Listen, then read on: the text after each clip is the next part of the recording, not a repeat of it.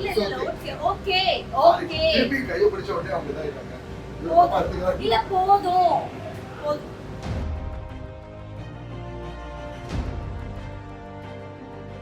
ஒரு லட்சணமான பொண்ணு யாருக்கும் இடம் கிடைக்காது. பாருங்க ஆல்ரெடி நீங்க அந்த பாருங்க ஆங்கர்ஸ் தான் சிரிச்சுட்டே இருக்காங்க, எல்லாமே பேசுவாங்கன்னு நினைக்காதீங்க சரிங்களா. நான் ரிவ்யூ எடுக்க போறது இல்ல, நீங்க யார்கிட்ட பேசணும் சரிங்களா. சமீபத்துல திவாகர் ஒரு தனியார் சேனல்ல பயங்கர கலாட்டா பண்ணி வெளியே வந்திருப்பாரு. இப்ப அந்த வீடியோ சமூக வலைத்தளங்களில பயங்கரமான ட்ரெண்டிங். ஆனா நிறைய பேர் என்ன சொல்றாங்கன்னா, கூப்பிட்டு வச்சு அசிங்கப்படுத்தி பிளான் பண்ணி அமைச்சிருக்காங்க. திவாகர் இவ்வளவு பிரச்சனை பண்ற அளவுக்குலாம் அவர் பெரிய ஆள் கிடையாது, அவர் பயங்கரமான இன்னசென்ட் அப்படின்னு சொல்ற ஒரு சில பேர் இருக்கிறாங்க. இப்போ அந்த நிலையில தான் எங்களுக்கு என்ன தோணுச்சுன்னா, எங்க சேனல்லையும் அவர் ஒரு சில அமளிதுமளி எல்லாம் பண்ணிருப்பாரு.